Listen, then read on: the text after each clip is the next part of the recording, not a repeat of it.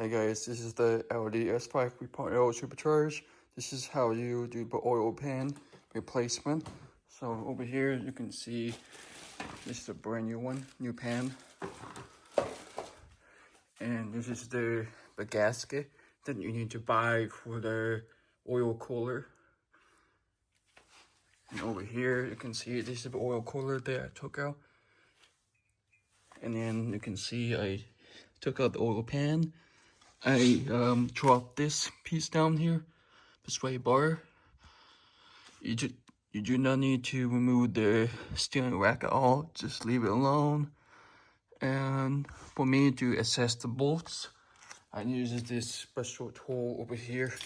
See that there's a ratchet, and then you can see this attachment of 10 meters, so I can reach the back part by the steering rack. You can buy the whole set on Amazon. You can see here, Teo Tech, the whole set here. So first thing you want to take the oil pan off, you have to drain it, honestly. See here, it's all drained out. After you drain the oil out, you want to remove the oil cooler. So there's two bolts that you can see visually, and then there's two bolts on top. That's why you have to take the wheel out here so you can have better access to the bolts. Blast bolts, the T30, other side, you kind of have to feel it to take it out. And then you take the two hoses over here, it's the two hose clamps connected to the oil cooler. You have to take it out, and then you can't take it out fully because one bolt, boiling oil pan is hidden underneath here, this part right here. And then once you take that out, you use the razor blade, this here, to go all around the edges, slates cut. You can also use this here too, to get rid of the gasket. And then once you remove all the bolts, you can remove the oil pan down. You can use something like this tool here, you can see here, and it's really small flathead screw over here. You can see here. You put in, you can try to pry it open. You can use this in the tool to pry it even a little bit more, but it should be all set. We use the razor blade, fully sliced. And then once you take it out, you want to take this out here, and you want to make sure you buy a new one, because when you take that out, that could be a little bit of warp, so it's not worth to reuse the whole oil pan. You want to buy a new one. That's why I have it here, and use the black gasket, the paste. See here. So I'll put this on there. Wait 10 minutes. After 10 minutes of waiting, I'll install it. Hand tighten it with your hands, and after you hand tighten, wait about an hour, and then you torque them to spec. But you want to make sure you clean all this piece here out first with the brake cleaner, or some blue paper towel, which is all nice and blue, flush. And then after you hand tighten all the bolts, you torque them to 80-inch pounds. And then after that, you have to wait 24 hours before adding any oil. And then after 24 hours, the next day, you can add oil, and then it's good to go. But yeah, so over here, you see here, yeah, you have to replace this piece here. This is what I had from over here. And then make sure you place all the gaskets.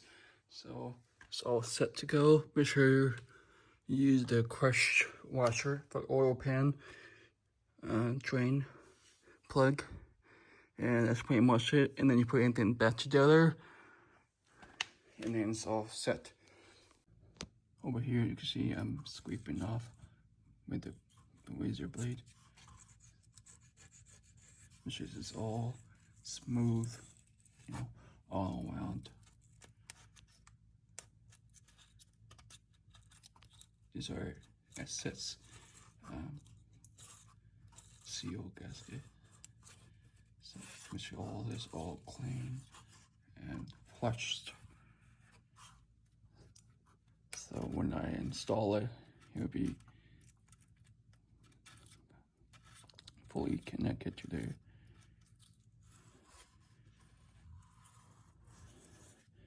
piece here. Rubber gasket.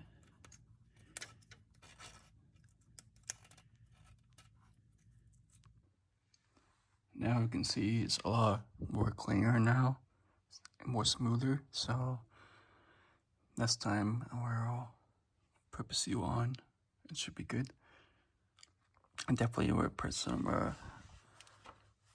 temporary zip tie over here so I can hold it like this so it doesn't like affect the installations. See there? It's too close. See there? To like zip tie here to this here. See there? Just temporarily hold it so I can install it with no problem. So over here you can see I put zip tie here, so I have room up here around clear access. So I put it in, it would be nice and flush.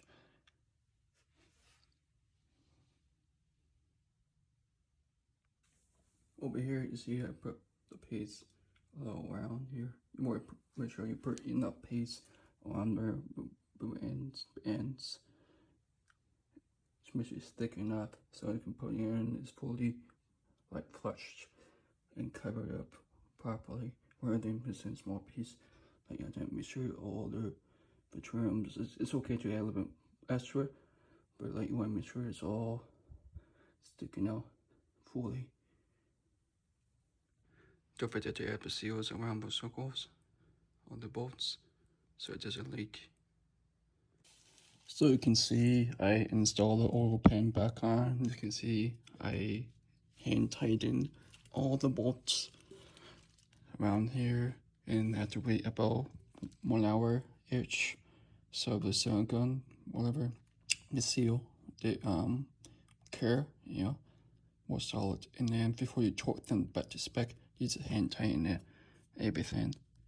And then about an hour each, and then I would torque them to 9 Newton meters or 80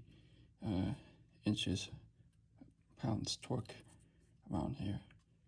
And I would try torque like as a pattern, so it would be 100% all flushed, all set. And then I would install the sensor here once it's fully tightened. All set for now.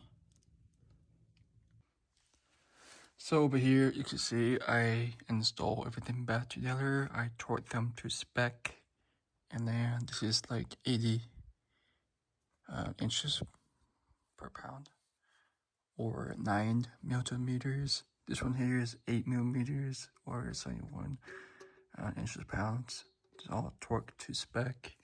Everything looks good. See here, it's all done. I just cut this out, line up, and then connect it back together. All done. That's all hard to do.